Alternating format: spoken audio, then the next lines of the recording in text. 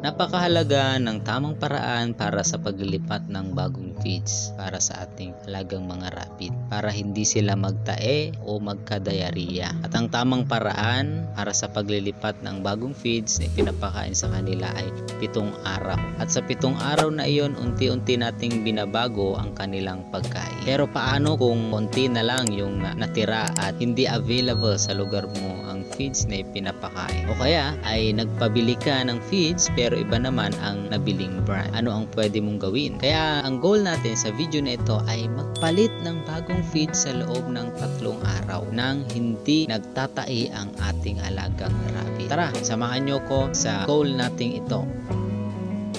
At ito nga, Joe, dahil mali ang feeds na nabili ni Mother at konti na lang ang natira na feeds na pinapakain natin sa ating mga alagang rabbit, ay dapat na makapagpalit tayo ng bagong feeds sa loob ng 3 araw na hindi nagtatae ang ating mga alagang rabbit. Kinakabahan nga ako sa gagawin kong ito dahil first time ko na gagawin ito. First time ko na magpapalit ng feed sa loob lang ng 3 araw kasi baka magka-diarrhea sila at mamatay. Yung nasa Hasmin, yan yung lumang feeds na pinapakain ko sa kanila. At yung bagong bili ay yung nasa sako ng Angelica. Parang magkapareho yung itsura nila pero magkaiba yan. Yung dati ay pang grower yung nasa Hasmin, pero yung bagong bili ay pang breeder yung nasa Angelica. So ang unang-una ko ang ginagawa dito ay ilalagay ko sa lagayan yung lumang feeds na pinapakain ko. At dahil 3 araw lang ang gagawin ko, magdadagdag ako ng 25% ng bagong feeds. Halimbawa nga dito kapag 1 kilo, yung luma ay magdadagdag ako ng 1/4 na kilo ng bagong feeds. Saka ko sila paghahaluin ang mabuti at saka yun yung ipapakain ko sa kanila.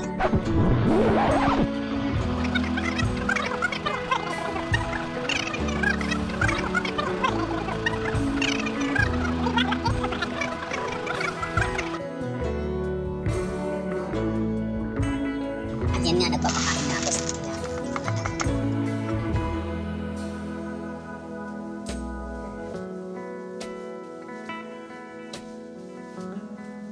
Ito na at hapon na at i-check ko na ang ating mga rabbit kung may nagka-diarrhea ba sa first day nila.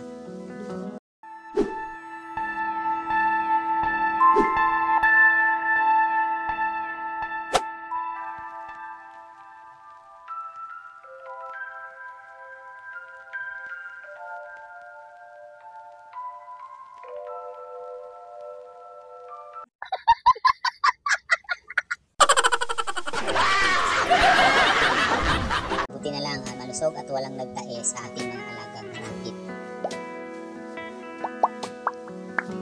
Ngayon ay ikalawang araw ng pagpapalit ng bagong feeds para sa ating mga alagang rabbit. Ito nga, yung natira kahapon na feeds ay magdaragdag ulit ako ng 25% o 1/4 na kilo ulit ng bagong feeds at saka ko maghahaluin. Oo, tama na, Joe. Turog-turog na yan. Na masyadong haluin ng haluin. At yan nga, at magpapakain na ulit tayo sa kanila.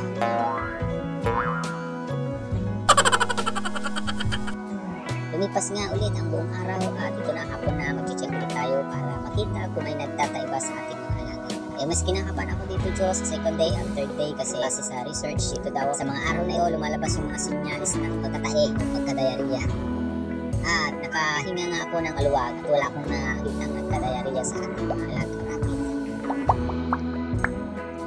At third day na ngayon, ang huling araw ng ating paglilipat ng feeds sa ating mga alagang rabbit. Sa third day nga ay nagdaragdag ulit ako ng feeds na bago sa natirang feeds ng 25% o 1/4 na kilo ulit bagong feeds. Saka pinag-ahalo ko ulit sila ng mabuti. Yun nga, nagpapakain ulit tayo ng ating mga alagang rabbit.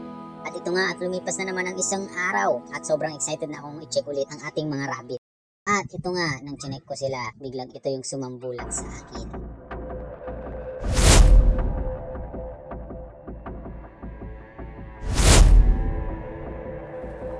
At agad-agad ko silang tinignan isa-isa, pero syempre, pinuli ko yung tapat para hindi mapalitan agad ng kaba yung excitement ko.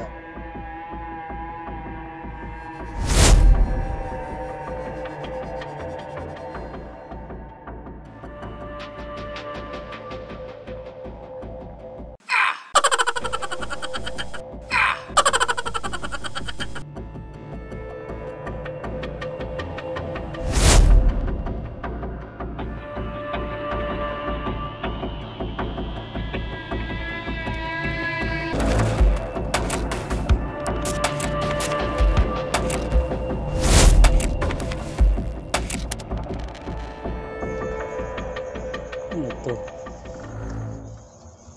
Bulok na carrots lang pala. Kala ko ay kung ano na, kala ko may nagtae na sa ating mga alagang mga rabbit. At lumipas na nga ang pangatlong araw at hindi nagtae yung ating mga alagang rabbit.